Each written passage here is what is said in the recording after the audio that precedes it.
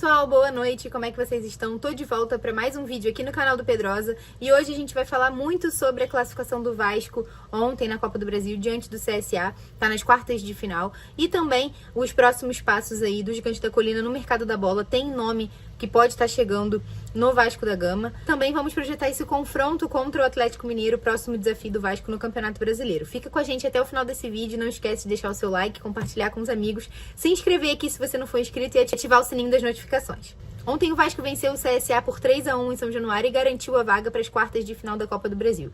No SBT Sport Rio de hoje, o Pedrosa comentou um pouco sobre esse confronto e também falou sobre dois nomes que podem estar chegando no Gigante da Colina para o restante da temporada. Dá só uma olhada. Cadê o tio dele, gente? Ai, que alegria! Ai, meu Deus do céu. Olha aí. Você vê... Ai, deixa eu falar uma coisa contigo. Olha aqui. Aí o povo fala, né, sei que lá, a Fernanda não tem treinador. Ih, traz não sei o que, o estagiário do Ancelotti. Ai, vem que verdade, que temporada. Só eu tô na Copa do Brasil e na Libertadores. Verdade. Ah, o Vasco, não sei o que lá. Aniversário do João Vitor.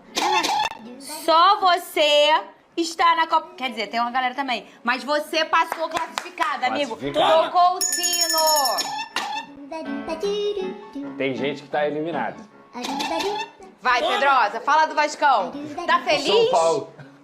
São Paulo eliminado. É, tô feliz. Palmeiras também. Aqui, Feliz. você tá feliz ou você tá normal? Tô feliz. Feliz, Que bom, assim. Vene, graças a Deus. Se Claro ele que falasse não, o normal, cara não eu sabia ia que era uma ficar vitória preocupada quase com 2 ele. meses, segundo bom Olha, meu mano. Olha, tô ouvindo um papo de eliminado. Voz de eliminado aqui ao meu lado. Você gostou O do Vasco? recalque, isso Não, faz zero. mal. Eu sou sincero. Isso faz mal. Dor de cotovelo, né? Entendeu? Cadê o controle? Foi do lado do camarim o controle. Foi pro lugar dele. Vamos lá. É claro que eu, tô feliz, até porque eu sempre digo isso. A vitória tem sempre gosto de vitória. O Vasco da Gama conseguiu fazer um primeiro tempo bem avassalador diante do CSA. Claro que o CSA é uma equipe fraca, é uma equipe de Série C, muito tradicional lá de Alagoas. Inclusive, que fez uma festa muito bonita no primeiro jogo também. Mas o Vasco da Gama fez o seu dever de casa e muito bem feito. Não é que o Vasco só tenha vencido no primeiro tempo. O Vasco conseguiu meter 3-0 e liquidar a fatura ainda na etapa inicial com 3 gols muito bem trabalhados. Com 3 gols com a marca do Diniz. 3 gols que saíram pelo chão, com bolas trabalhadas e que o Vasco conseguiu chegar à frente com qualidade, com estilo de jogo.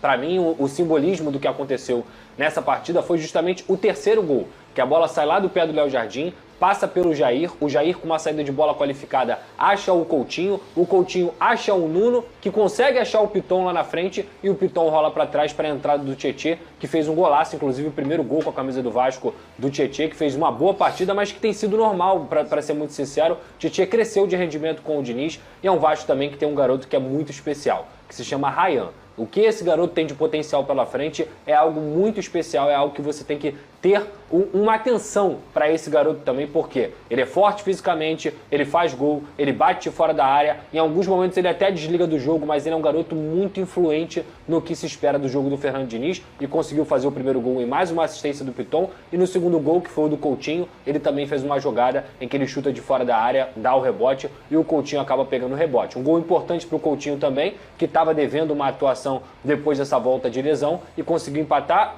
fazer o segundo gol, mas não só fazer o segundo gol, porém também participar ativamente dessa construção. Nuno Moreira fez uma excelente partida e no segundo tempo, o tempo foi bem distinto, digamos assim, à etapa final. O Vasco, para mim, sentou no resultado, tomou gol novamente, que é um problema desse time, toma gol em todo jogo. Eu já falei aqui a necessidade de você contratar um zagueiro, mas de forma geral, a classificação nunca ficou ameaçada. O CSA não chegou perto de ameaçar a classificação do Vasco, então tem que comemorar. Chegou às quartas de final da Copa do Brasil, repetindo até a boa campanha que fez no ano passado, e agora espera-se que consiga chegar à semifinal e quem sabe até a final. Ainda é muito cedo para sonhar em título, mas pelo menos é uma perspectiva que o torcedor não vai ficar só pensando em Z4. É uma perspectiva de podemos sonhar com algo além de só pensar em Z4 e o torcedor é feito de perspectiva. Então, muita calma nessa hora. O Vasco ainda precisa melhorar muito. Para o jogo do Atlético Mineiro, se quiser vencer o Atlético no próximo domingo, precisa jogar muito mais do que jogou na última quinta-feira. Mas, de qualquer forma, foi um Vasco que recupera essa confiança. E parabéns também à torcida do Vasco, que fez uma belíssima festa em São Januário.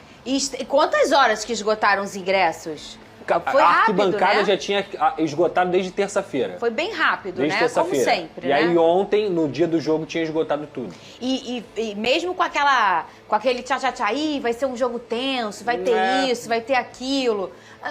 Domingo já vai esgotar também. E de novo, e agora vai. O Vene Casagrande, a grande verdade é que se a gente observar bem, o Vasco não faz péssimas partidas. O Vasco não joga mal o tempo inteiro. O Vasco tem, às vezes, uma irregularidade dentro de 90 minutos, em que, às vezes, ele domina e depois dá um mole defensivo. Ofensivamente, o Vasco tem um time bem potente.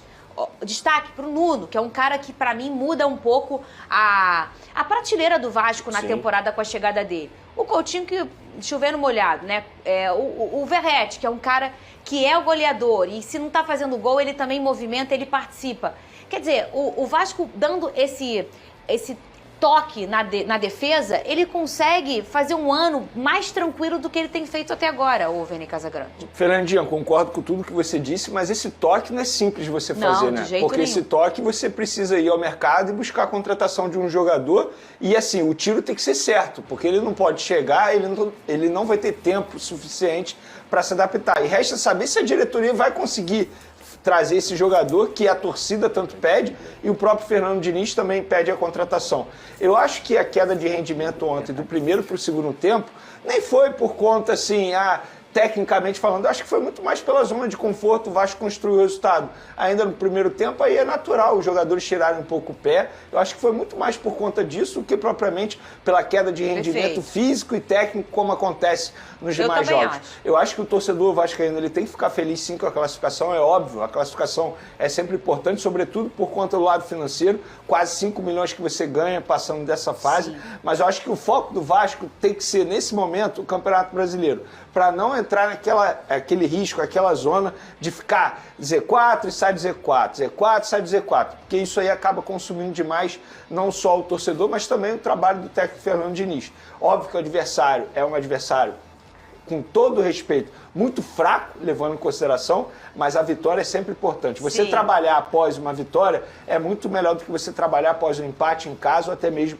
uma derrota em casa. Então o torcedor do Vasco ele tem que comemorar, o Fernando Diniz ele tem que comemorar. Eu só acho o seguinte, o Verratti ele precisa voltar à boa fase dele o quanto antes, porque se o setor ofensivo do Vasco vai bem, com o Verratti indo bem, aí é melhor ainda. Mas aí é ter tempo, ninguém vai viver o auge o tempo todo. Eu acho que tem que ter essa paciência mesmo. E ontem eu estava até conversando aqui com o Pedrosa sobre o Verratti ter ficado até o fim.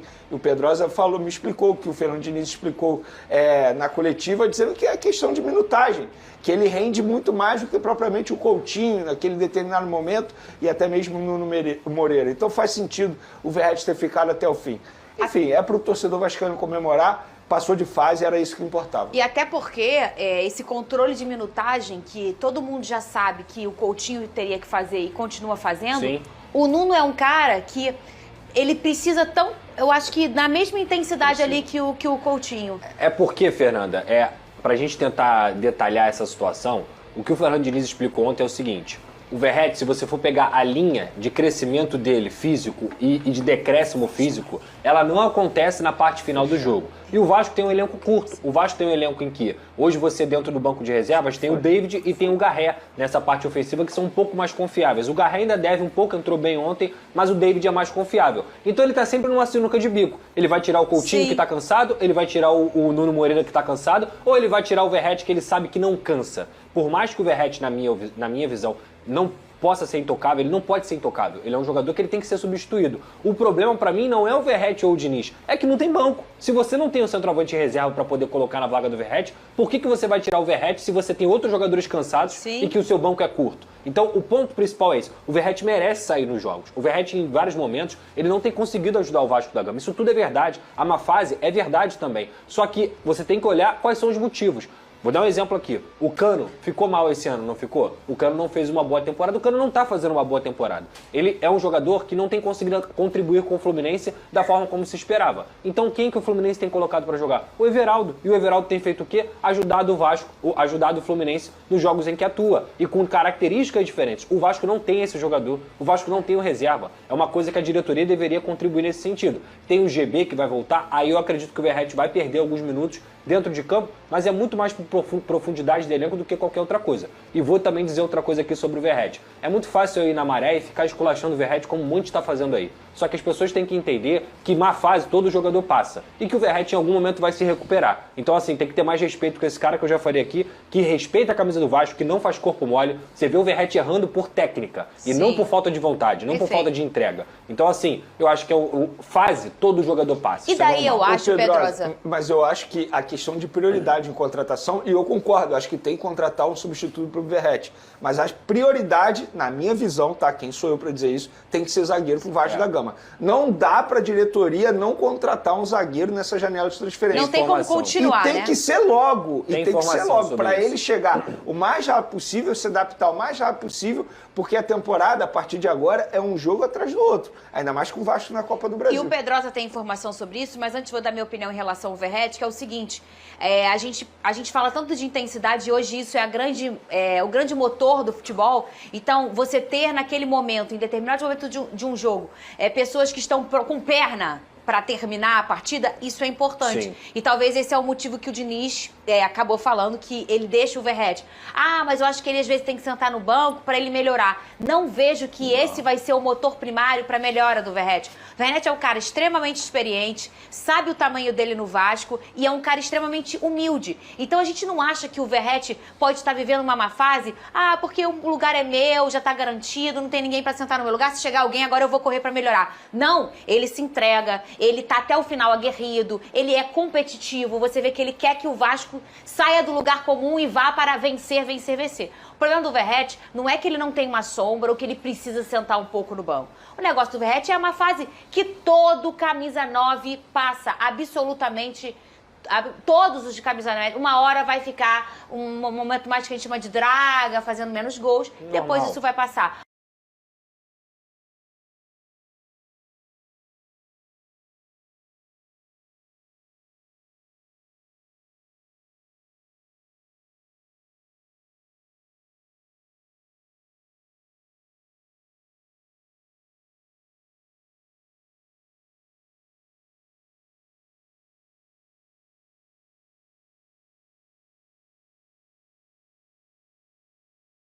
Ó, a GoCase está com promoção rolando lá no site dela e com o cupom Pedrosa você tem desconto, tá? É esse tipo de copo aqui, ó, copo do gigante. E hoje, cara, olha só, esse aqui é sacanagem, tá? Sabe qual é o nome desse copo aqui? É o Verratti, filho. Olha o tamanho dele, doidão.